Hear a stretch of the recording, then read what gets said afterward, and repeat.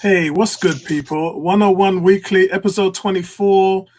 24, my number, my American football playing number on the back of my jersey. So these numbers are creeping up on us. How you guys doing, man? Bertram, what's good, bro? I am doing well. I mean, we have had some excitement in the state of late, as you may know, with the killing of George Floyd in Minneapolis. It's unfortunate. Again, we see this happening one too many. And my perspective has always been that we should just be as angry when it happens in our community. We seem to have these situations, which are not as frequent as our community, and yet we lose our minds. And then when having no community, we sort of take it as things that happen daily. No one's life should be taken because of who they are. Unfortunately, it happens. It happens again and again and again.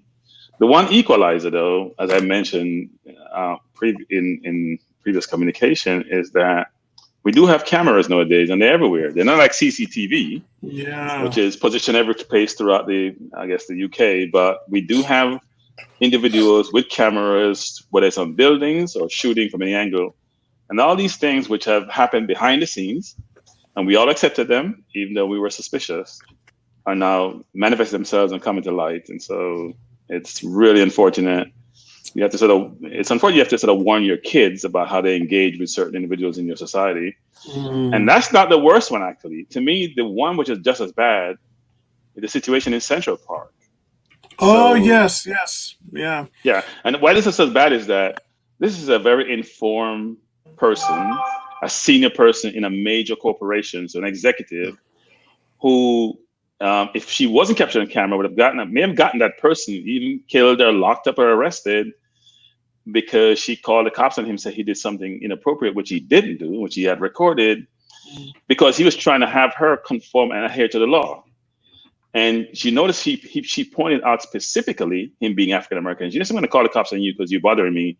Yeah. She mentions his race as a way to have him back off and have him take a step back to say, I'm an endangered species, frankly. And so this type of behavior, I'm not sure why human beings, frankly, have this perspective that they have this hierarchy in life, that they're better than someone else, someone that is human as they are, and it's just unfortunate. Well, I've got a saying, Bertram, I call it slave mentality. And a lot of people probably have heard that saying before. Some people might not have heard it. But what it means is, in terms of, some people hear the saying white privilege. Slave mentality is something different, because that means that a person innately means that they are more than somebody else of a different color. They might not think that they're doing it, but it's just something that's been inbred in them from a young age. We know racism is something that you're not born with. It's something that you're taught. So along the lines, these families that have brought up and the way they have talked to their children, it's made them feel that they are more privileged in society than people of color. So I call this slave mentality, and that's somebody who believes that they have more of a right to do something, to be somewhere, to get something than somebody else. And that's what's driving a lot of this narrative. When you see somebody picking up the phone because they know if they tell the police this person's an African American, first of all, the police is going to be on their side, A. B, the police is going to be treating that African American in a different way than they would treat her. So all these things, people might call it systemic, might call it whatever you want. I call it slave mentality because it's something that somebody believes that they have an advantage in life because of the color of their skin. And as I said, it's nothing projected. Projection is different. That's racism. That's discrimination. That's different things. Slave mentality is just being and acting and saying things not out of knowing that you're saying it because you're privileged. You think you're privileged to say it. Tony, what have you got to add to that? Let me say one thing on that. I don't think it's you're privileged. You are privileged. Yeah. Right? The way the society is constructed, you are privileged. So you're not like you're thinking that way. You see everything, whether it's the media, resourcing, the haves, the have-nots, where you live, how you die, basically, we see with Corona. You are privileged, and you're exercising that privilege. Someone's making a lot of noise. I think that's Tony unwrapping something. Tony's having some munchies. It's late night, sorry, Tony. Yeah, sorry, I didn't want to jump in, but I just want to touch upon that. old privileged item, which is I do think that people are privileged.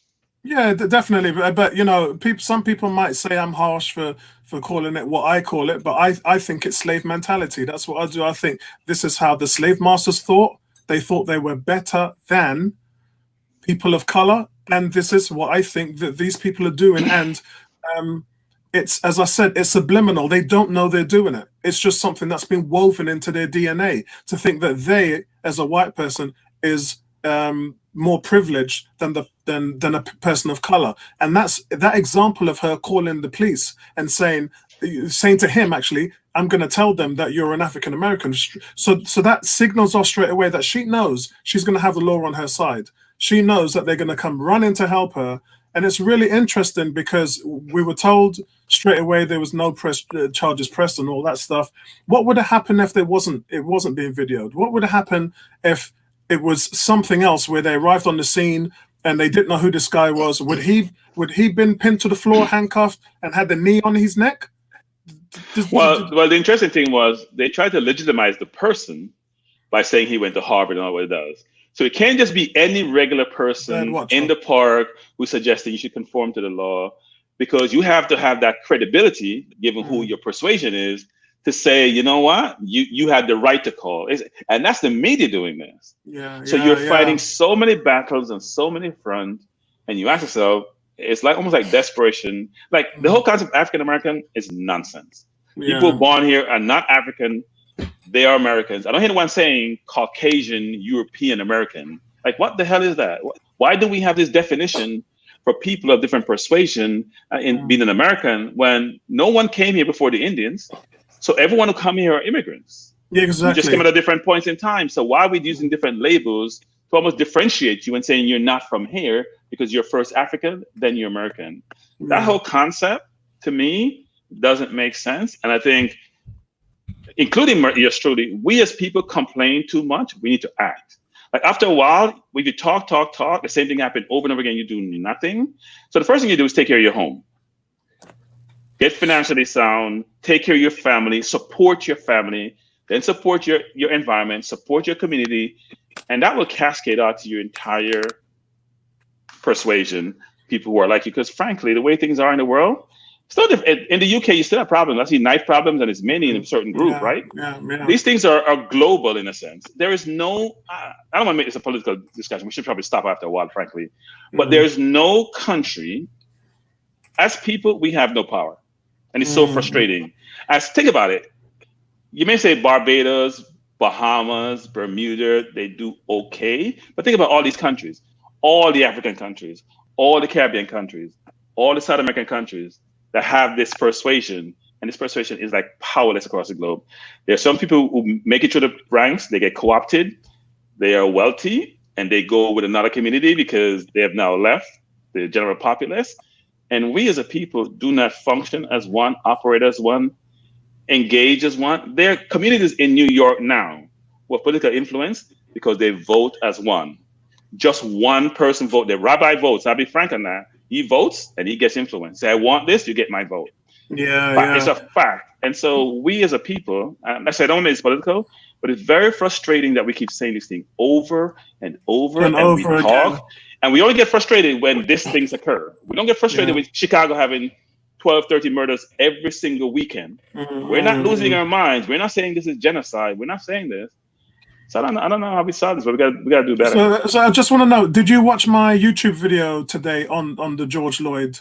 No, I didn't. I mean, I was working, so. Yeah, so we'll cover that because I'm asking a question, I'm posing a question in my video, and it's the only solution to this problem. Tony, let me hear your thoughts before we talk about football. Evening, guys. Hope you guys are well. In all honesty, I'm really invested a lot in the Black Lives Matter movement, in pro-Black justice and recourse to all matters of injustice. If you want to see what I'm about, then all you have to do is go on my IG, at Pugilist Boy, and you'll see numerous articles talking about historical racism. And I totally understand what you're saying, Bertram, in relation to black movements and the uprise of black people to get ourselves out of some of these situations. But all I'm going to say is cast your eye back to the 60s with the Black Panther movement. The last unified Black Power movement was destroyed by them in the most vicious way by what we would call white supremacy. Yeah, there were lynchings, there were killings. You know, the organization was shot inside out, and to this day, we're still on the back foot as a result of the horrific pain that a lot of people suffered in trying to keep that movement running. And to this day, you've got people who are outcast out of America because they can't get back in. You've got people like Mumia al-Jamal who are still in prison, because they were pro-black. And what was it all about? Empowering black people, feeding black people, giving black people. It wasn't a violent movement. Yeah, no, they just wanted some form of reparations and respect, and then you look at Africa. You look at South America. Any black movement that has tried to empower black people to rise up against their injustices has been downtrodden in the most brutal ways. Yeah, look at apartheid. Apartheid is the key, like, founder of white supremacy globally. It still runs rule today. People don't even realize you can go to South Africa. There's a place in South Africa which is all white, and you can't do anything. They have their own laws. They could kill a black person, and no black person could come and say, "Oh, you killed him," because that's their own part of South Africa. Apartheid didn't disappear in South Africa. It just moved. Yeah. Okay, guys. Right, let's pick up Project Restart. Yeah. Before people start we've got 5 people watching, and they're probably thinking, nice intro, guys. Can we talk about some football? Now, seriously, guys, listen, this panel, this show is real. So if there's something happening in the world, we're going to talk about it. And, bear with us, because we have to get out our opinions. That's why we're here. If we didn't have opinions, then we wouldn't be doing this. So when it comes to something very important, which affects the lives of people around the world, when we have to address it, we have to talk about it, we have to give our thoughts, because people need to know that we care. And that's the real issue here. So if you guys haven't seen my video on my new channel, actually, I don't do social videos on 101 on Arsenal anymore, because this channel is just all about football. It's all about Arsenal. And my other channel's called Apollo Dean Campbell. You can check it out on YouTube. And thanks for all the people that have subscribed so far. Subscribers are really shooting up. I only opened it up yesterday, and there's over 70 people already. So thank you very much, everybody who's been following me on the other channel. But we can pick that shit up on that channel, because that video that I left today, I wasn't in a good mood. And yes, it's a Hydra video. So guys, listen, let's catch up now with Project Restart. So today, the clubs agreed to resume, and I'm giving Tony a little giggle here. Clubs have agreed to regain contact. So no social distancing. What was it? No tackling and all that stuff that was going on. All that done. So now there's large groups. They can engage in tackling while minimizing unnecessary close contact. What is that? What is the FA on? Let me say that again. They can tackle while minimizing unnecessary close contact.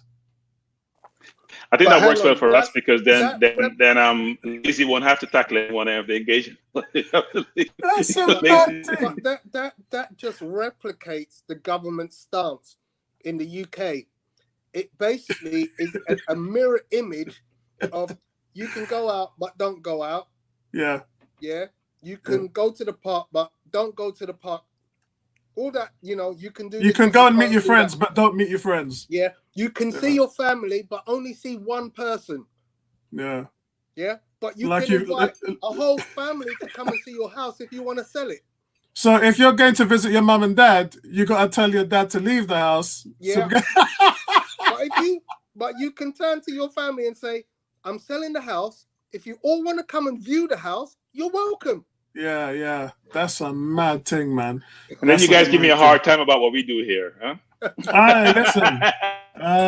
Man, it's rough, man. So but this is still phase one. We're moving into phase two, and because of that, now we're hearing that the date could be pushed back to the 26th of June. And remember, guys, the more this date is pushed back, the more dangerous it is in terms of money losses from TV coverage, players' contracts over. They're walking a fine line. It seems, though, that the FA are not getting what they want, that the Premier League are not. They wanted this thing up and running, 12th of June. Let's go. We're losing money. Let's go. And the will of the players, which is what I've always talked to Tony about in our discussions, the concerns of the doctors, the will of the players are speaking out in their droves. And they're not having it. And this could only be a positive thing for the movement of getting football back. So realistically, we know that 4 people have been contracted today. So 4 people have been tested with coronavirus. So that takes the number. It was 2 the other day and 6 originally. So that takes the number up to 12. 12 people. Let me see. Out of 2,400. Yeah. About 2,046, it's nothing. So I think that's pretty good. And I think that we've got to give credit to the players who've been staying at home and keeping fit. Credit to the Arsenal players, because I talked about Lacazette's six-pack, but then Torreira came out and bust the move. And then David Luiz came out. These guys look like Tarzan. You know, they must think they're going to MMA versus playing football. I'm telling you, bro. I'm telling you. So first of all, before I go into any of the other stuff, what's you guys' thoughts on all of that happening right now? You think it's a good thing, good news? The contact is only 12 people with the virus. Where are you guys on that, Bertram? Well, look, you don't want people to get injured, so maybe that will help in terms of you playing at a certain moderate pace and not going full out because you're coming back from a while. No matter how much you're working out of home, it's not the same as in a playing environment and being tackled and trying to go by people. So, look, I think it makes a lot of sense to at least start off gradually. Eventually, they have to get to what I would call sort of full contact, right? People have to play so they can get match fit. But right now, I think they should do it gradually. And look, we've talked about this. The league had to restart, right? You look at the States, the NHL, it's going to go straight to playoffs. They're not even going to finish their season about who finished where. Wherever you are now is where they start off the league. The NBA may do something similar. I heard they're talking about a playoff game for the 8 and 9 team. So the Premier League, you think about these leagues and how much they generate from TV revenues. And I've said this before, which is it shows the power of fans, but not just fans in your local area. The global fan base you have as a league, whatever league you are. Somebody's making a lot of noise in the background with Tony's hungry, man. Tony's hungry. I'm gonna let him get his munchies, man. It's 10:20, so we all know that munchies. Dinner done. Yeah. Time to go and get the munchies, man. Yeah, no matter where you are, actually, what league you're running, you make a lot of your money from TV revenues. You don't have to have fans in the stands, even though you're losing revenue concession and at the gate. And you have contracts already. You probably spent some of that money that you've gotten for services that you haven't provided. So they have to restart. I mean, Germany has done it now for 2 weeks? Yeah, but the thing is, we thought we were going to follow Germany's model. We're not exactly doing that at the moment. Although there's some things that we're doing which are pretty good. But when those 12 players that have contracted the virus, unlike Germany, which gets 14 days quarantine, ours is getting 7. So I'm not really sure how that works. That doesn't make sense to me at all, especially when I know the incubation period. Well, no, but what they're going to do is they're going to test you. So they don't know exactly what the time period is before you recover, get infested. They say they do, but they don't. Different people, body operate differently. So I would assume what they will do, they'll test you subsequently, maybe a couple of times, just to make sure that infection is not still there, and then put you back in the general population. So 7 days, 14 days. I think they're using 14 as a barometer, but I'm not sure. Everyone is not 14 days. Yeah. Tony? Yeah, I mean, as I said, 12 people out of how many thousand? It's just nothing. It's like a common cold, isn't it? And it's less than a common cold, in all honesty, if you really think about it. But but yeah, we're game on. We're just counting down the days now. We're seeing some amazing physiques, and yes, I have been working out. You've seen my workout videos, Apollo, and I'm in great shape. I mean, I feel in great shape. I've taken this isolation period to really enhance my workout game, and it's paying dividends. It's paying dividends. I'm very happy where I'm at. So any of those players that have done similar, likes of Lacazette, Torreira, and Luis, all good to them. And I hear Callum Chambers is even in the running now. He's running, he's running today. He was, he's running today. I've seen Callum Chambers, I've seen Rob Holding. So listen, this can only bode well because we are going to need the squad. There's no doubt. We're going to have those 60-minute injuries that we've seen in the German league in the first week. So we're going to rely on players coming good. I'm really also impressed that he's pulled the young kid Smith into the first training. Look, quite clearly, Mikel Arteta is giving people a chance. If this kid can do it, why not give him a chance? Why not give him a chance? Yeah. I'm all for just getting this season going. And listen, what happens, but it's just we're gonna be getting our football back. There will be resolution to the season, and I'm a happy man, even if Liverpool unfortunately win their first title in however long. In God knows how many years. And for the record, guys, phase 3. So we're moving into phase 2 today. So phase 3 is where phase 3 is literally where they're happy with the fitness levels of the players, and it follows the government's 3-step plan. So that's when they will definitely say, okay, football is starting on this day, and that's it. It's all set in stone and done. So we're really just waiting for that now at the moment. So that's going to be on the way coming. What we're talking about now is home field advantage. Now, you guys are probably aware that let's talk about what it means, home field advantage, because we now have 2 or 3 weeks of the Bundesliga, and we understand how that's affecting the league. So the empty stadiums are definitely affecting the home teams. And what's happened in there's been only 3 wins in 22 matches for home teams, which is probably one of the worst weeks that's ever been on record in the Bundesliga. And more goals have been scored by away teams, 44 goals, in comparison to the home teams, 25 goals. So I remember when Bayer Leverkusen went to Wolfsburg, they lost 3-0, and it was like, that would never happen. That's like Wolves going to Anfield and winning 3-0.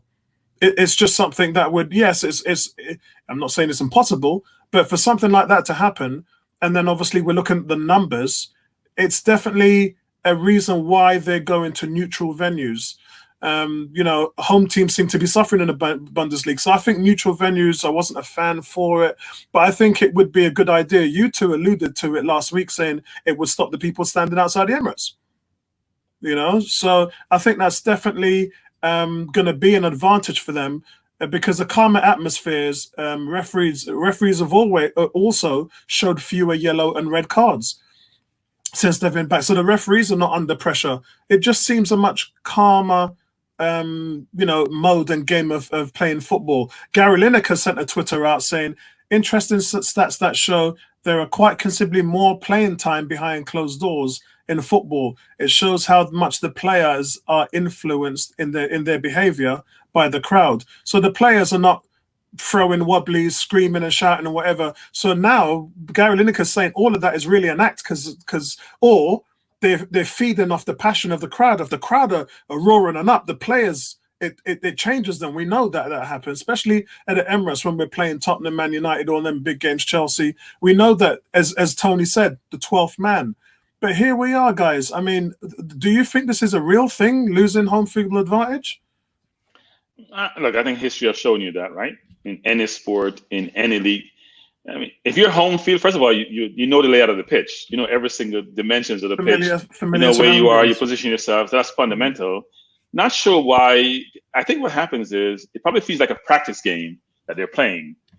If you're playing for a professional team, especially in the major league, that noise is just part of game day. You get the butterflies. It's part of the whole dimension, demeanor, how you operate, how you engage, how you challenge your opponent in terms of engaging your opponent, and even the referee, because the crowd is going to drive some of that behavior, right? They're going to get on the referee, going to get on other players, and that engenders some reaction from you. So I think it is interesting that now you don't have home field advantage actually. Yeah, because that explains the lack of yellow cards in the Bundesliga over the last few weeks. You're not playing with the same aggression either. You're not being pushed by the crowd or motivated by the crowd, or vice versa. As an opponent, the crowd getting on your case and you feeling the pressure and feeling the need to prove and maybe overcompensating. So it does make sense why playing in this environment is different from traditionally when you have a home crowd or crowds in general. I think it's a benefit. So Tony, familiar surroundings, as Bertram is saying. The Emirates, watering down the field to make the ball slide much more easier when you're passing. No travel exertion, so the teams don't have to travel as much. The fans of the Emirates, not having fans there, you know how much pressure the fans put on the fans of the Emirates. When a team ain't playing well, the crowd really can go quiet on them, and it really does affect them. Do you think this is a real thing then? Do you think it's the end of home field advantage, having no fans? Well, it's showing itself in Germany, as you said. It's a funny one. It's a funny one. I mean, you kind of think that if you train at the same place consistently, it makes me think of the Garden, the Boston Celtics and the Garden, and the fact that they laid their boards differently to everybody else, and everyone would say they got an advantage because they knew how to play their areas, where the soft points would be, and so on and so forth. It should be a level playing field, but we know it doesn't really, because you kind of get accustomed to certain home comforts. But it's a bit of a strange one that so many away teams have won. It is strange to me. Yeah. It's just that there's so many things that players had at their advantage for home field. Stephen, what's going on, Stephen? Stephen's saying, but Apollo, it's not yet football. The intensity draws to neutral. Fans to become addicts. Imagine watching the World Cup with no fans. I mean, that would just be awful.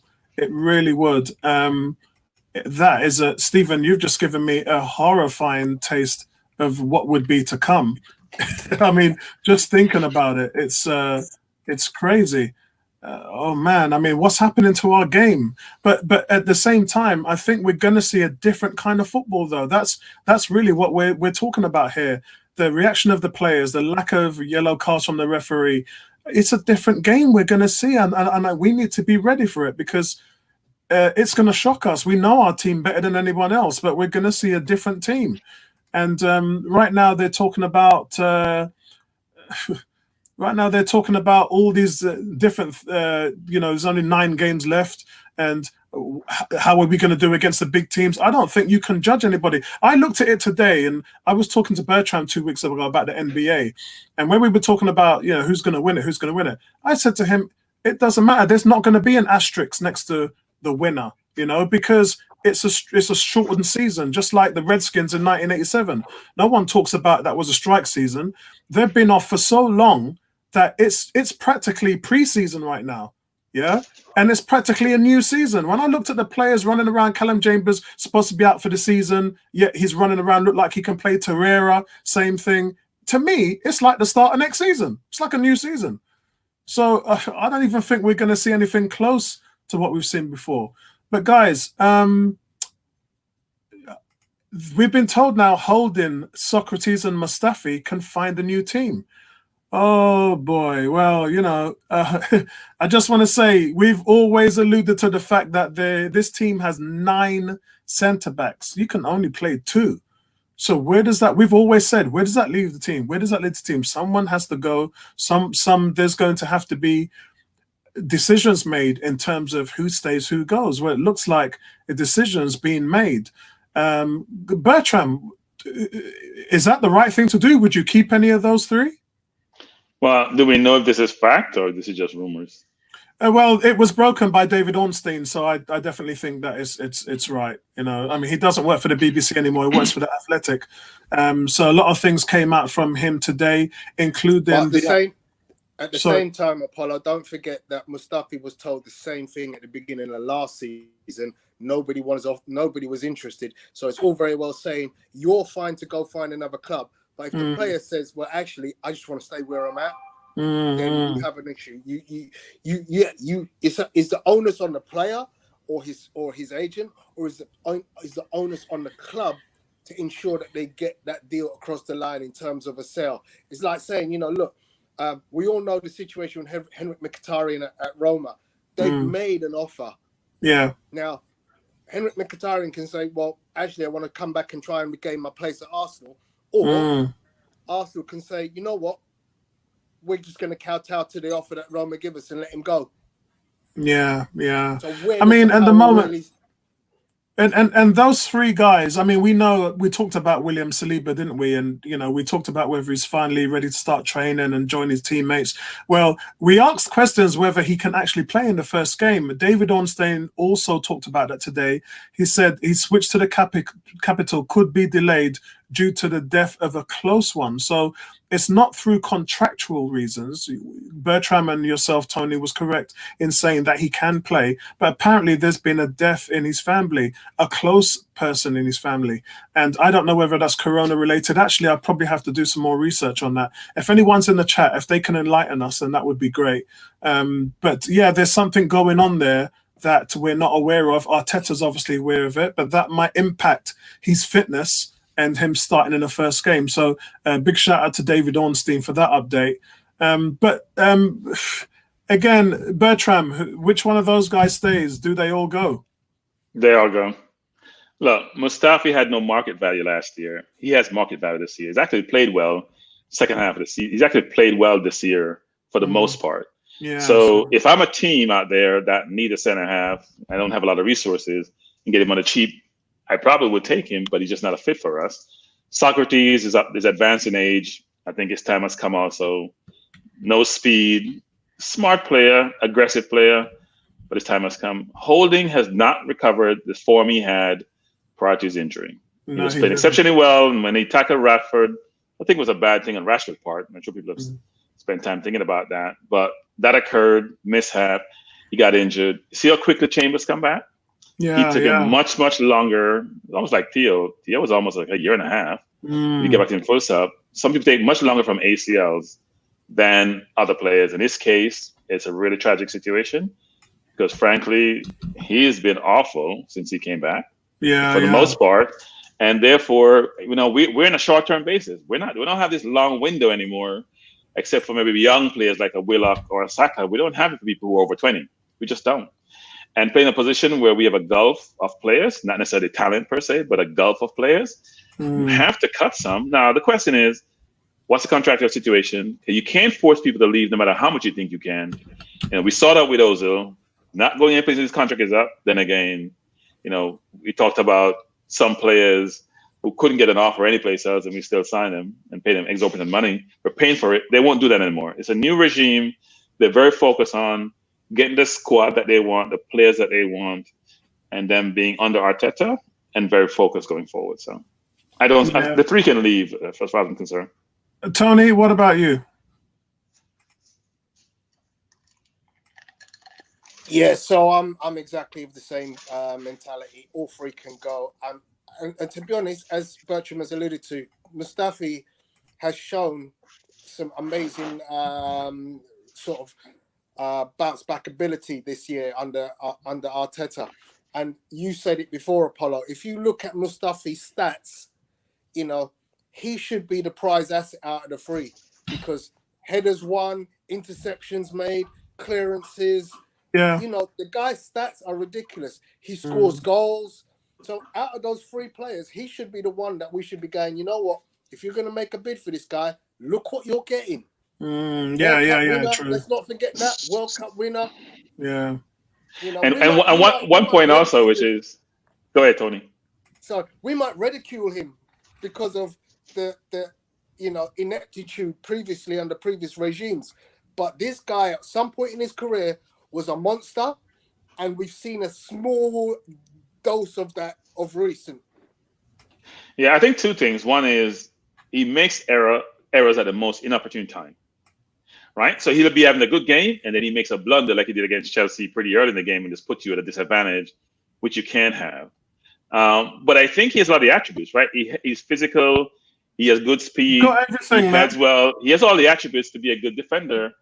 But the part of here where you got to make the right decision at the right time at key moments, he always seems to make a mistake and gets him in trouble. And so it's unfortunate, but I do think he has more value now, and we should try to move him on. And he'll get more offers this time around. Yeah, I think so. I mean, let's see what the comments are saying. So, Cool is saying now 4 players have tested positive. The Premier League are playing with their lives as well as fire. Well, they're only playing with their lives because the players have refused to sign the waivers. So the onus is all on the league. If something does happen to any of the players, the league is liable, and that's the way how the agents want it. That's what the players want. If they didn't, then the players would have signed the waiver. Supporters should withhold their season ticket. Well, we got no choice but to withhold them. We're getting credits or we're getting refunds. It's we can't make a protest, bro, because we can't get in the stadium. So we got nothing on there. Stephen saying, Apollo, I'm worried as I'm Irish. We have the layoffs for the Euros. I'd rather all or nothing. Regards. Yeah, it's a hard one, but I guess we'll see. Maybe the fears will die down once football starts being played. That's how I'm looking at it. I'm really concerned because, I supply a lot of the agent companies and close ties to Arsenal, close ties to football. And while I talk to the fans all week, I talk to the business side. I talk to agents, writers, and things like that.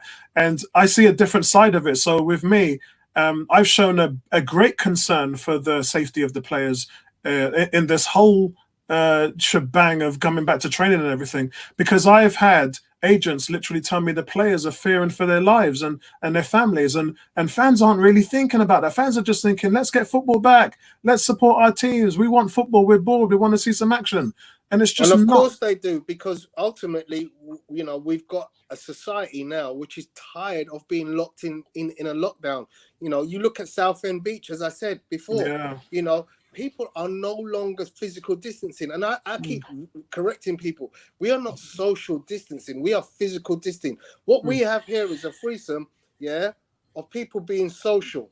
One is in New York, one is in Watford, and one is in Surrey. So we're not social distance. We're physical distance. And that's a totally different thing. People are no longer wanting that physical distance. Listen, everywhere I look now, people are just saying, you know what? Bugger this for a game of Conkers. I'm meeting up. And if Dominic Cummings can get away with it, I'm going to get away with it. So the whole physical distance thing is a thing of the past. It's a fallacy. I think many people have just made up their mind that if there's a second wave, we'll just meet it head on. We'll be as smart as we can. But if I die, I'm gonna die. And then some people are saying, well, if death rates are in the worst countries like Belgium, England, etc., between 15 to 20%, that means I've got an 80% chance of surviving. So that's the way some people are actually taking it. But anyway, what will happen will happen, and I still think that there's going to be new normals. Companies are really struggling hard. People I'm talking to every day at work are just fighting to restructure their business, and that's for the people who will actually come back. Some staff are just actually refusing to come back. So it's going to be tough out there, but we'll ride it out. Whatever happens, I know I'm probably not going to go back to work on the road until October. We know that the NFL is going to be okay because of what they wear. We know Formula One is going to be fine. It's just really, what are you going to do with football, basketball, and all these other sports? So, look, I love these players. I'm just concerned for them, and listening to various footballers talk about their young kids and the health problems that their family members have and everything. I got to listen to that, man, because that's more important. Yeah, but what are they doing for their shopping, Apollo? What are they? How are they shopping? if you've got a relative in your house who has an issue with contracting a virus from your husband who plays football for a Premier League team, who are isolated most of the time, how do you go shopping? Well, I mean, guaranteed. I go to my local shops, and I see people just totally disregarding any kind of rules of physical distancing. Yeah. If you have that much money, why are you going shopping? Well, that's the thing. You just order everything in and you disinfect it when you get it. Yeah, the players have been told not to do that. The ones that have been caught out have been reprimanded. We know that already.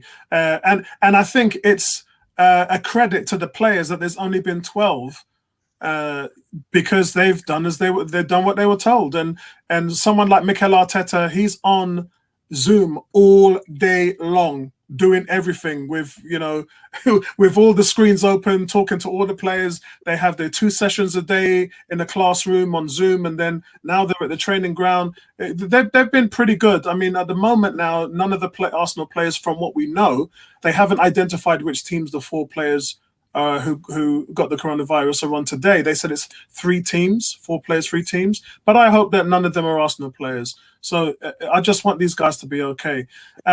So listen, the next one, guys, is, I think for me, I don't know, I would keep holding and I would let him recover.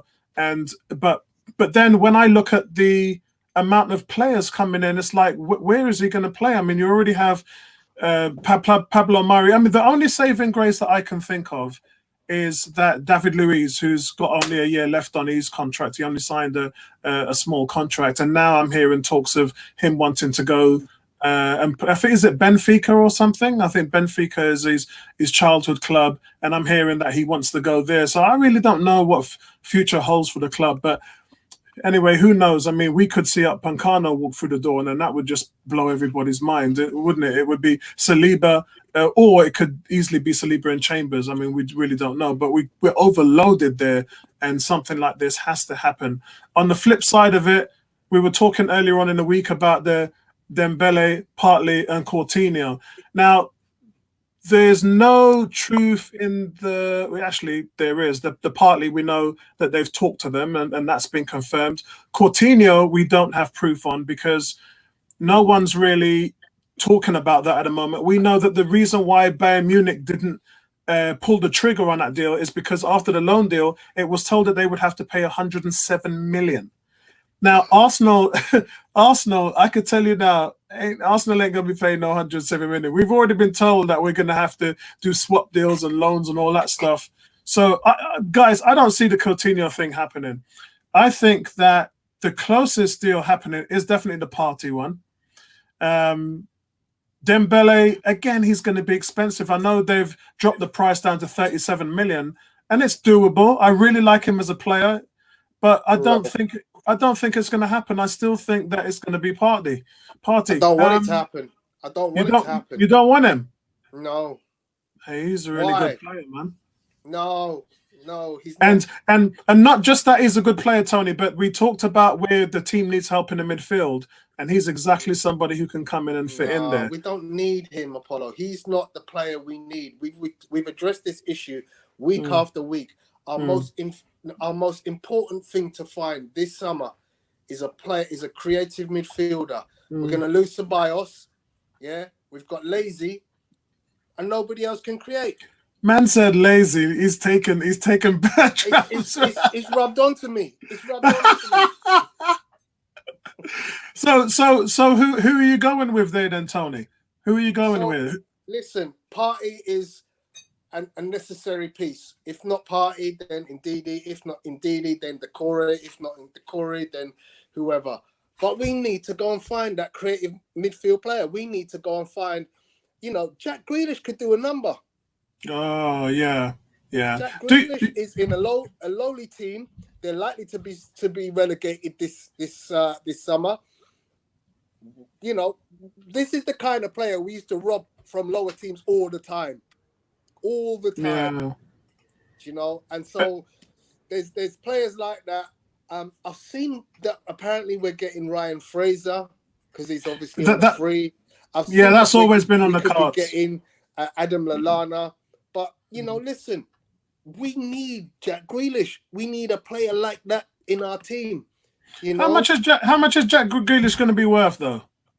It don't matter. We can afford it. We can afford it. We only need to buy one player. Yeah? We're not talking about buying 6 players. We're talking about spending big on one player. Yeah? Offloading all the chaff.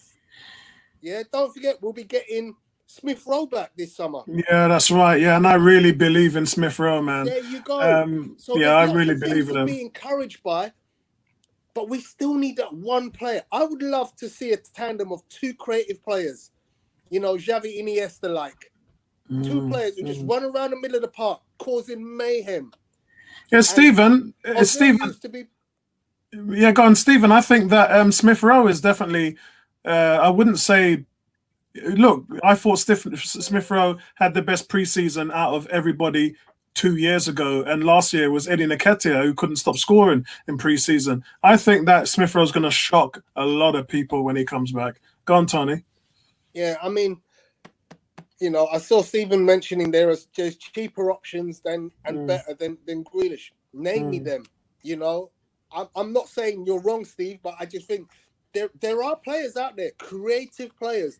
And when I say creative, I don't mean like I get an assist every now and then a blue moon. I mean people who regularly get assists, who can thread the ball through the eye of a needle. Yeah, I was salivating this week watching. What was I watching?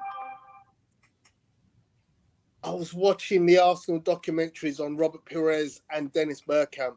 Ooh. And you're just like watching pass after pass after pass. You're like, wow, those guys, man. You know, we just miss those kind of players in our team. Fabregas, you know, players that could just deliver, you know. So, and there, you know, there are ballers all over Europe who can do that, and we just need to find the right one and at the right price. That is the biggest thing to do this summer. Yes, it is. It's the number one. Every other part of the pitch is sorted for. And if we have to lose Lacazette or if we have to lose the Aubameyang, c'est la vie, because we've got other pieces that can fall straight into those seats. Yeah, and before I pass over to Bertram, I mean, Bertram, right now, we don't know what the values are. We know teams around Europe have been dropping the values of players, you know, in terms of valuation. Raul Sally actually was talking to David Ornstein, and he's holding talks with other club chiefs around Europe to test the waters ahead of the transfer window. He wants to find out how much their big money players are worth in terms of the release clauses and things like that. Because it's speculated that Arsenal are probably going to lose around 144 million if their fans are not at the stadium next year. So they're trying to sort of, for me, I think that they're going to cut our budget low this year because they're concerned about next year. If there's no fans in the stadium next year, Arsenal can't go out and spend 100 million knowing that they need that money. Does that make sense? That's only good business planning. So I think from that perspective, we're walking into the unknown now, and it would be stupid for any club, not just Arsenal. It would be silly for any club to just go out there and throw hundreds of millions of euros away on something where you don't think you're going to get a return. If you're due to lose 144 million, if your fans can't come into your stadium, then that's a real issue for every club to think of. And again, fans don't think about the business side of it. They only think about the transfers and what happens on the pitch. But that's a real thing. But where does that money have to go to? That money has to go to the bank. You're talking about a repayment on a mortgage, yeah? That's what you're talking about. So if you're an individual and you come across hard times, your only problem is finding money to pay the mortgage to keep the roof over your head. In this situation, Arsenal in a prime position to say, listen, we are in the Premier League. Yeah, you know our track history. We aren't going out of business in a season just because we didn't have fans. You go to the bank, you say, I wish to restructure the loan, and banks are going to go, well, you know what? This is different times. We will restructure your loan. So I get that things will not be the same in terms of being able to say, you know what, we can spell 100 million, but I don't see it like all of a sudden we're penniless, we're potless. because you just go to the bank and say, I need to restructure the loan. So the 25 years of the loan, I want to restructure it for another 35 years. So you pay all at the end. And this is something I've never understood with this whole Corona thing, is how the banks haven't been forced to allow people to restructure their mortgages so that you do your payments at the end.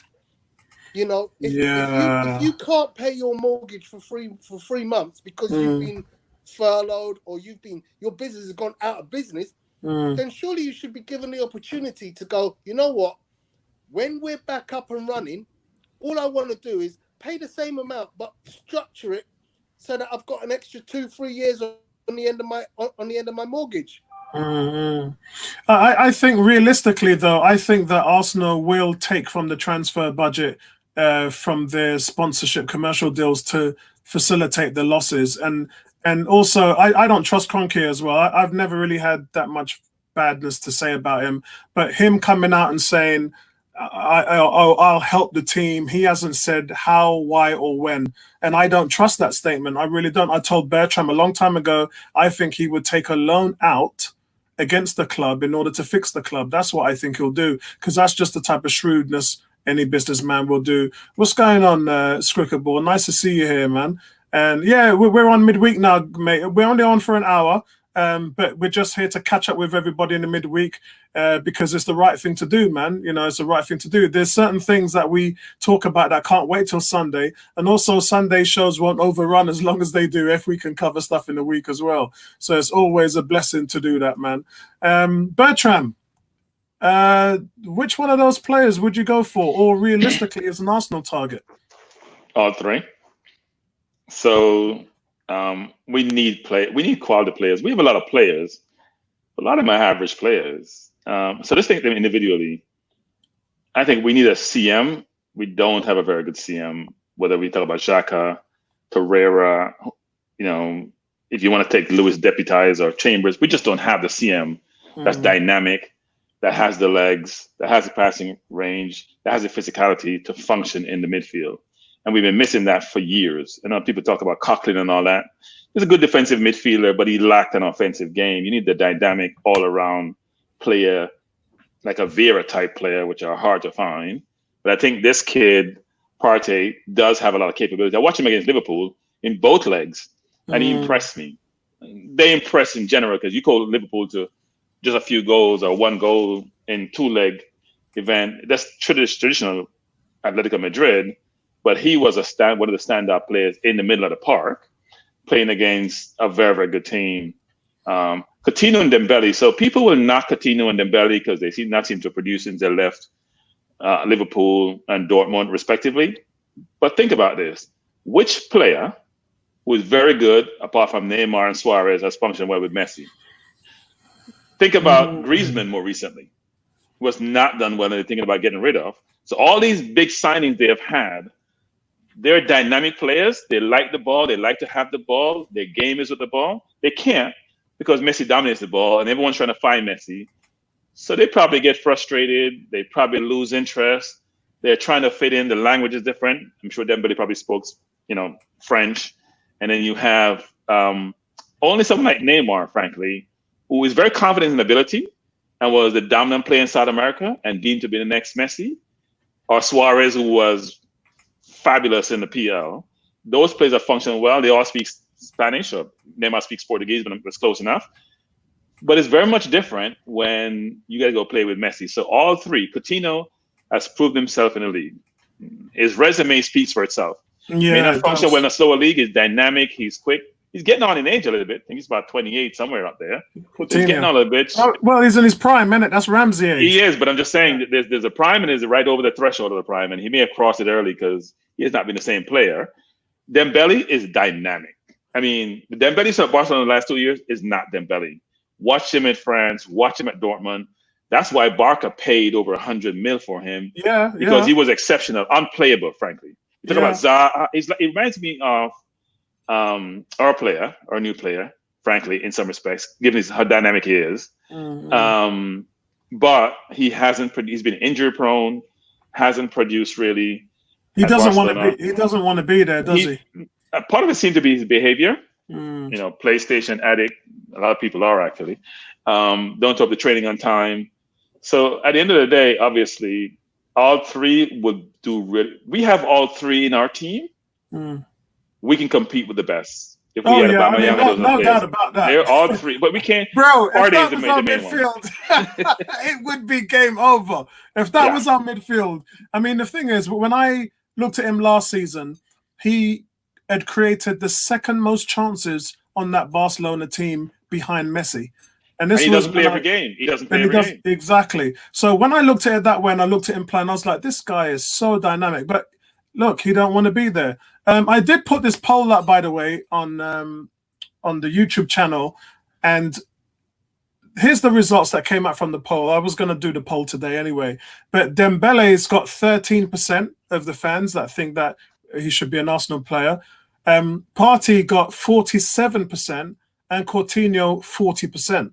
So the fans, I mean, the polling speaks for itself, really. Everyone's looking at the player who can do exactly what Tony is saying that we need the player to do in the team right now. Oh, man. Why would Atletico want to sell? I mean, I don't see why they would want to sell, unless they have a replacement. Well, he says he wants to leave anyway. So, okay. And the thing is, his agent is doing all the talking now. Most of the agents, you know, most of the agents are pretty quiet. They know when to keep their mouth shut. But this guy is all over the place now. And the problem with Coutinho, I know Mikel Arteta wants Coutinho, but the 107 million, it wouldn't be 107 million. Let's be fair. It's about 60 million. It would be much less than that. I mean, they paid 140 million for him. That's your fault. They lost a lot of money at players. You know, they have too much money. Between Griezmann, Dembele, Coutinho, we're talking over 300 million pounds. That's a lot of moolah. I mean, it's very difficult. They generate a lot of revenue, right? That team generate almost $1 billion a year. They generate a ridiculous amount.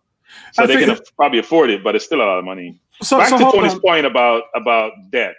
People shouldn't be scared of debt, especially in a very low interest rate environment. I mean, rates are historically low. Now, you have to see the revenues in front of you to go out and get the debt so you can pay it off. But the question is for the European body is, will they somehow provide some relief as it relates to FFP and allow teams to probably get funded from outside sources with the owners otherwise? Because it's unprecedented situation, right? Yeah. It's not the same as every day. You're talking about every decision you make is unprecedented.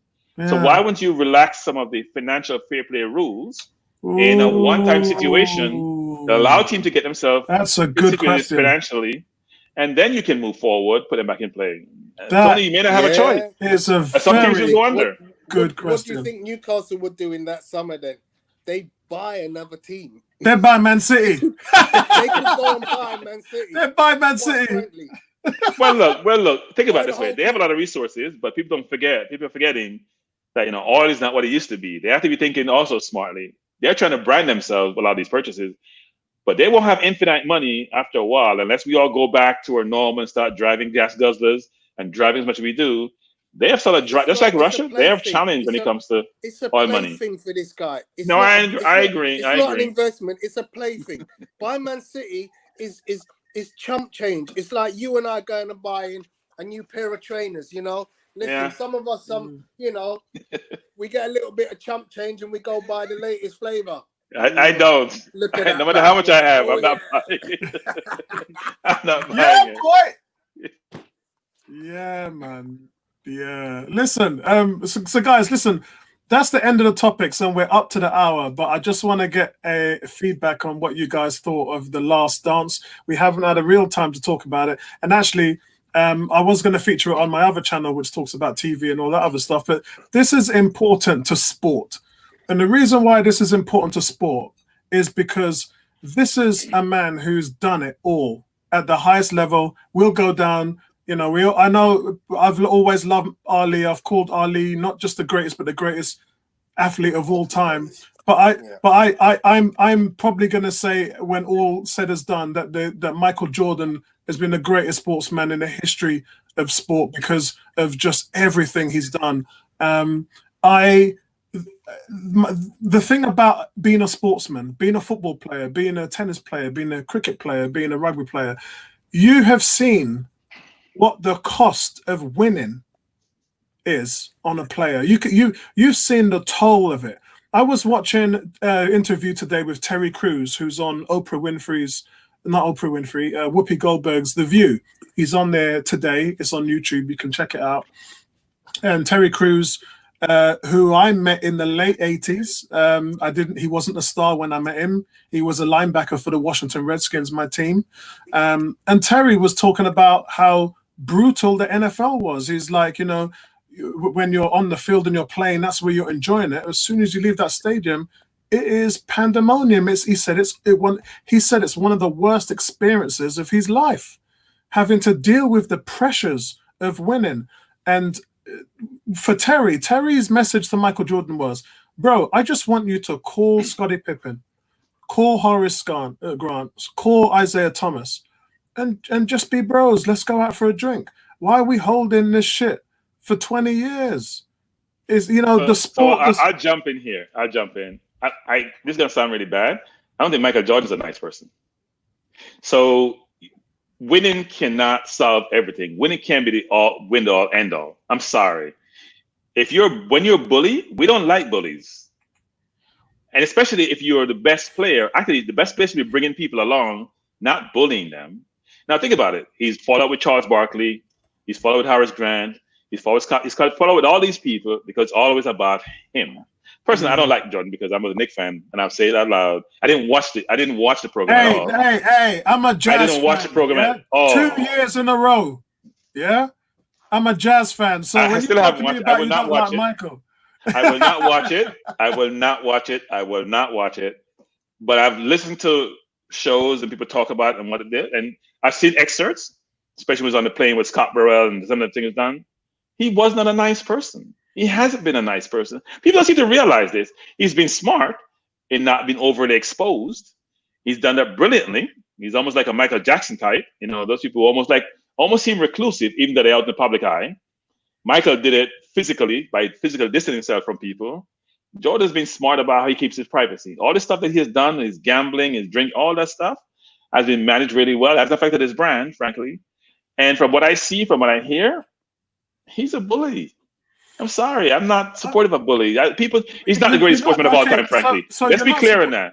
Let's be clear in this. Okay, yeah. Muhammad Ali, Pele won 3 World Cups. Yeah. Who has ever won 3 World Cups as a player? That's the hardest thing to do is win a World Cup. The hardest thing to do, we're in different eras. The hardest thing to do, as we know, in England is once in 66, is to win it with very good players, is to win a World Cup.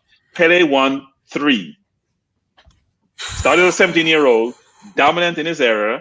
Now, as time has moved along, people forget about Pele, and Pele's greatness. It's all about was Maradona after Pele, and then it was the two. A double three-peat will never be done in the history of basketball, ever. A double three-peat. To three-peat. Bill Russell won 11 titles. Let me say this. Bill Russell won 11 titles. He almost doubled Jordan. He won 11 titles. What are you talking about? He dominated defensively. Getting 20 rebounds a game in playoffs and finals. Yeah, I know. Come on. Yeah, that's not going to happen again, though, bro. Yeah, but I'm just saying, you talk about 6 titles. We're talking about 11 titles. Yeah, I know. Brady won 6 Super Bowls. That's difficult in a 40-man team, 50-man team. Come on. He's not that person what he does. He's a great player. He's dominant player in his era. The most popular sportsman in terms of branding. Of course. But I can't call him the greatest. Gretzky. Look at Wayne Gretzky. When Gretzky was playing, he was ridiculously good. Yeah. Gretzky was off the chart. But the difference is Michael Phelps. Yeah, Michael Phelps, who I talked about when I was on Sonny's podcast. You saying you can talk about all these people who have been phenomenal. We can't say who the greatest of all time is. We can say he's the greatest of all time in basketball.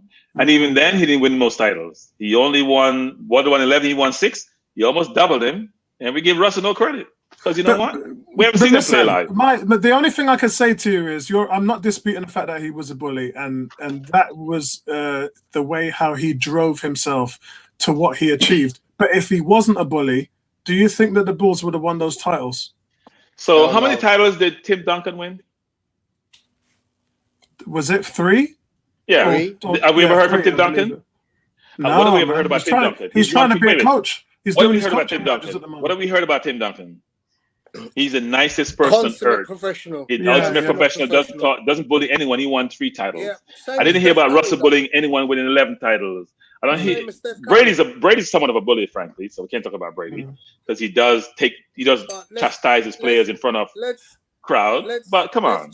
Let's not get into the bullying thing, because ultimately, listen, it'd be akin to saying, if we were looking at the greatest rock stars of all time, some of them are the worst people of all time. Crackheads as well, man. Yeah.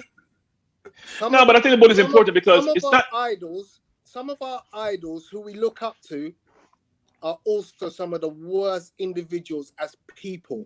Yeah, that's true. I don't see how Jordan is different. He's punching his teammates in practice. Punching his teammates. Wait. Look. Listen, what did they have to say good about Jordan about his playing? What did they have to say good about him? What did they say about him as good apart from his capabilities on the basketball court? Nothing. What did people say? How they laud him? I don't want you to lose perspective of the question. We're talking about Mamba mentality. We're talking about what does it take for you to win. Yeah. That's all it matters. That's all that matters. No, but guys, you're saying that's the only way you can win. No, I'm not saying that. I'm saying that. What do you think? You don't need the bullying to win. You can be dedicated, motivated, work hard. You don't need to be bullied. Hang on. Let me give you. That I wasn't there with him. Let me give you something about bullies. My favorite NBA basketball team were all bullies. You had 5 bullies on the court. No, but you're talking about bullying in terms of players in their physicality, not bullying verbally. Yeah. The verbal bullying is worse, Tony. Come on. Come on, Tony. Onto that court. But they never bully you verbally. They bully you by playing hard. But that's what Michael did. But they weren't bullying you.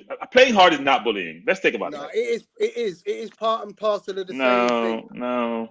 Michael would destroy you on the court, verbally and mentally. No, he's destroying his own teammates. When they're not even playing. He's teasing up Burrell. And physically. Here's what annoys me. All these players come out later saying, well, that was great for me. Really? It was great for you? I've heard bullies. It's not great for you when you're being bullied. I don't care what you say. None of them. I mean, he just... Why? Even Steve Kerr. Okay, look. There's a lot of people, who will test and they'll say, Muhammad Ali is the greatest. Do you know what Muhammad Ali did to Joe Frazier? We know about that, and that was mean. And Frazier did help him. We know what he did, and Frazier helped him, actually. Muhammad Ali's boxing license, and Muhammad Ali spat on his head. Now that's because you know why? You know why? It's to promote the fights. It's to be. That's the thing about people, which is disgusting to Joe. He wants to be loved. He was disgusting to Joe. There's no if, buts, or maybes. I love Ali as much as any other man, but I understand. No, he was disgusting to Frazier. What he did to Joe Frazier was totally out of order. That's why Frazier hated him afterwards. That's why he hated him. Yeah. So you're trying to make Jordan like no. But here's the thing: Ali also was known for a lot of great. Ali was also known for a lot of great things. Apart from he was, but so is Michael Jordan. What great things? What great things? What great things? Huh? The Jordan shoe. Listen, Michael Jordan. No. We're not talking about branding. We're talking about humanitarianism. We're talking about your bully. What's the other side? He does all of that, but he just doesn't come out and say it all. Republicans buy my shoe too. Republicans buy my shoe too. That's what I hear. Yeah, Tony, wasn't his wife looking after that part of the business of the charities for him? Don't think that Michael Jordan doesn't give back. He gives back, but he just doesn't. He's not a mouthy guy. He doesn't come out. I've heard Horace Grant, which is to his detriment in some cases, because ultimately he was explored in the program when he had the opportunity to back a black candidate over a KKK candidate. He decided to say, you know what? They both buy Jordan shoes. Yeah. Jordan is all about Jordan. In exactly the same way that that Donald Trump said, both Republicans and both the KKK guys and the black people, there are good people on both sides. It was almost like a repeat of what Jordan did. Yeah. So I'm not making out Jordan to be a messiah in that everything he did was good. But I'm also not going to say, you know what? There's nobody in life who you can say has an uncheckered background. Because again, no, Bertrand. Tony, wait a second, Apollo. We got to address this, which is the greatest. Bertram, there's we have to address this. He makes Jordan look like nothing, like dirt on a shoe, in my estimation. But so Tony, can I get an opportunity to talk here? So think about it this way, right? So he gets all these accolades. He gets to write his own story and put his own spin on the story. Horace Grant has come out and lost his mind about this, right? Scottie Pippen hasn't. Wait. Scottie Pippen hasn't said a word because you know what? He portrayed himself as being his bullying, as being something he needed to do to get the best out of people. But all these negative things that he had to portray about others, as you heard, the only person he couldn't bully was Charles Oakley, and we know how Charles was. The only person he didn't give stick to was Charles Oakley. He gave it to Horace, but Horace couldn't get at him. Charles Oakley, he deferred to because Oakley would probably bust him upside his head, as we know how Oakley is. Do you think he could have given anything to Dennis Rodman? Because quite clearly, Dennis Rodman. No, Dennis will take it. Actually, I think Dennis will take it.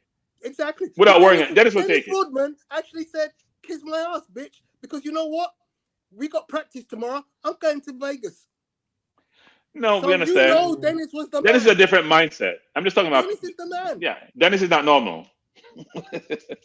Dennis hasn't been normal. Dennis is just different. Told Michael, "Kiss my ass," and Michael said, "Okay, boss." Yeah, no, he wouldn't mess with Dennis. Yeah, well, look, I mean, at the end of the day, he's a great player. We don't disagree, but I like great players and great human beings at the same time. Yeah, not one-dimensional. Cricket ball. They're talking about Charles Oakley, not Barkley. They're talking about Charles Oakley. Oh no, we're not talking about Barkley. Well, he and Barkley are no longer friends. Because Barkley told him he surrounded himself with yes men, and he got upset. You know, I hate all of that. I hate the fact that he's not friends with these guys. He's lonely. I mean, you know, you look at him in his big old house. In fact, he's trying to sell the house. He's been trying to sell the house for 5 years, and it won't sell. But you know, all that success has come at a cost, man. All of that has come. Well, it doesn't have to be, right? Magic is very, very successful, but Magic seems to get along with everyone. Magic is, you know, Magic will fly people to some African country to have a party. 400 of his friends, best friends. You know. Do you think Michael is unhappy? I wouldn't say I don't know what his happiness is like. I wouldn't say he's unhappy. Because when you're a billionaire. Yeah. No, they are unhappy billionaires, actually. Look, Tony, think about it. Think about this way, Tony. What do you? Here's the thing people don't realize. I think when you have money, it's not an imperative. When you don't have it, it's an imperative. When you don't have it, it's the most important thing. When you have so much, you can buy anything. What's the incentive? What are you trying to achieve? Except get more of it. And what are you gonna do with more of it? Same thing you did yesterday with what you had. So what do you think his fallibility in terms of happiness is? I don't know if he's happy or not. So I can't comment on his happiness. I don't know what his happiness is. So maybe he's ecstatic. I don't know. But I'm saying I don't think money makes people happy after a while when they've had a lot of it. I think what makes people happy is probably their family, their friends, how they're engaged, right? It's not just the money is important, especially when you don't have money. It's like the life and death. But when you have so much of it, what's the? It's like Mayweather flashing all this money. You sit there thinking, who cares? We're trying to make ours. We're not going to look at yours. No one cares about you flashing your money. You don't get that. Yeah. Good shout, Bertram. Very good shout. Yeah, I mean, look. At the end of the day, it's a snake tongue topic for anyone who has been beaten. I've been beaten by him twice, and that was our only chance to win a title. Yeah, it's never going to happen for us again. He single-handedly just destroyed any hope. Karl Malone would not get stripped. He might have won that game, and who knows? Like Karl Malone gets stripped in the post when he just said get the ball stolen, or him not coming offensive foul and not being called for the offensive foul, which was as plain as day, pushing up on Russell. Yeah. Like does anyone? Is this a push or is this or? Nah, that's not plain as day. That is plain as day. So much pain, man. Plain as day. You know, I said to Tony. I said to Tony, I enjoyed all of the episodes except for the last two. Because the last two just exposed me as a loser. The last two just exposed me as a loser. My wife was sitting next to me watching it, and she couldn't even look me in the face because I was so angry. I was sitting down there. You know, you have to be a Knicks fan. You were out west. You only play in the finals. You had on being here every single year for like 8, 10 years, 15 years straight, and knowing what's going to happen. Charles Smith can't make a layup. We're up 2-0 in the series. He can't make a layup. He gets blocked like 3 or 4 times. Like, you can't win. And we could have beat them that year. We just didn't have a point guard. We traded around point guard. We got Mark Jackson versus having Stroud Strickland, who could penetrate. And Patrick didn't have the easy baskets normally get because Mark couldn't penetrate. So it happens. It's good to relive. I haven't watched it. I won't watch it. I don't like pain. You guys you have to take what you have and enjoy what you had. You guys, the Jazz had an amazing team in the 90s. Yeah. I saw the New York Knicks at Madison Square Garden in '93 as a Detroit Pistons fan, and I was amazed by that New York Knicks team. To this day, to see John Stockton, oh my God, John Starks. Yeah. Firing up 2 of 14. He was brilliant. 2 of 14 in Game 6. Listen, one of the best dunks of the decade, man. One of the greatest games I've ever seen live, ever. Yeah, I agree. You spoiled. You really are spoiled. No, we were spoiled. Come on, man. Come on. And you had the New York Giants win the Super Bowl as well? Oh, come on, man. I don't feel sorry for you at all. Those days are long gone. The Giants did win again in the 2000s, right? See, that's how you New Yorkers are, man. Hey, listen. When the Redskins won the Super Bowl in '92, we've only been to the playoffs but 3 times, mate. Yeah, 3 times. So yeah, don't even go there, Bertrand. The Redskins were good in the '80s, late '80s, though. Really good, man. Yeah. Right, and this is the thing. When I hear and the Hogs and the Giants and them used to be battling. When I hear Arsenal fans talking about this is the worst season ever, we're outside the top 4, I'm like, bro, you don't know what failure looks like. If you want me to show you failure, I can show it to you. But don't come and tell me that you're crying on your knees because you dropped out the top 4 and you wait in the Champions League. Because if you think that's failure, then you go up to Wimbledon Dons, FC, MK Dons, and ask them what has happened to their team over their history. Well, we're trending in that direction. We're trending in that direction. We're actually the Champions I League know for what 3 years failure straight. looks like. That's our trending. We're trending. We're not trending up. You know, we missed by 1 point. Supporting a team like the Jazz that have never won anything, man. Jeez, we had the league's best record in '98. That was a slam dunk, man. And then got to go into Game 3 and score the lowest total points in NBA history. What in the world was we thinking? The best team with the best record in the. I'm done. I can't relive that again. We already had a 2-man team. Man said we only had a 2-man team. 2-man team. Name me another player. Wait. Tony, name me another player on their team. I can't. Jeff Hornacek. What do you mean? Name me another player on the team? Yes, our coach. What are you talking about, man? I couldn't remember. Listen, Antoine Carr, big dog, man, the big dog. Stockton and Malone. That's all I know is Stockton and Malone. Every time I saw Jeff Hornacek on the court, I thought to myself, wrong place, wrong time. Led the NBA in 3-point percentage for 2 years straight. Bleeding into it, man. D whatsoever. No, he didn't. Yeah, he heard about D. He heard about it. He didn't visit it. What's he doing guarding Jordan? Every time I saw him, he's guarding Jordan. I'm like, we had the most underrated, mind you. We only just drafted AK-47 Andrei Kirilenko at that time, so he was quite young. But I'm done, man. I'm done. I know what it's like to support a team that's never ever won a championship. I can actually say that. It's the only sport, basketball.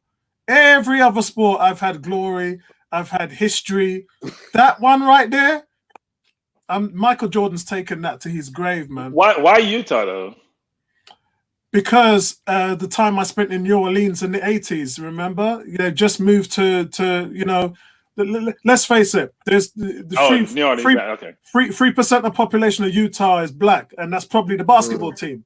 So I wouldn't go out there by myself and support a team like that. When I like Utah. I've been to Utah. When I used to work in another firm, we had offices there. I used to visit there. Yeah, it's a nice town. It's okay. I've been there as well. It's beautiful. Yeah, I mean, when I used to travel to, my auntie, God bless her, Auntie Ione, who's passed away in New Orleans, I went out there, saw the Dome Patrol, Sam Mills, Jackson. Them guys were awesome in the Superdome. Best linebacking corps in the NFL for a long time. And I love New Orleans. And then, man, they went to Utah, and I'm not a glory hunter. I'm not one of these. All my friends were Bulls. They were Lakers fans with Magic. Then they switched to the Bulls. Then they switched to the Lakers when Kobe went. So most of my friends have had like 3 or 4 different teams because they just jump. Some of them were even Golden State Warriors. I'm like, I said to my man Steve, how can you be a Bulls fan, a Lakers fan, a Warriors fan, and now you're telling me you're a Lakers fan again because LeBron's there? What's I'm done with that, man. I'm not like that. I'm not. They're a player fan. They're a player fan. Yeah, I'm not a glory hunter, man. I'm not a glory hunter. Me, I stick with my team, and through thick and thin, and yeah, there's a story behind that, but. Well, that sounds like someone glutton for pain because if you follow LeBron, at least you can win something. If you follow my Giants since Manning landed his last Super Bowl, which has been a while ago, or you follow my Knicks, which I haven't won since 1973, which it gets worse. We have the team with the highest market value, a city which never sleeps and have a lot of resources, and a lot of branding can be done, and we cannot get the best players. Hey, bro, you go to Utah, you can't even get any food after 6 o'clock. Yeah, I've been there. It's like going up to I don't even know. Name me somewhere in the UK where it just don't have no people, man, and no shops or anything like that. Utah, listen, brothers can't. I follow Donovan Mitchell closely, and man was talking about it took him 3 months to find out where to get a haircut. Because most of the black social players, distance in Utah.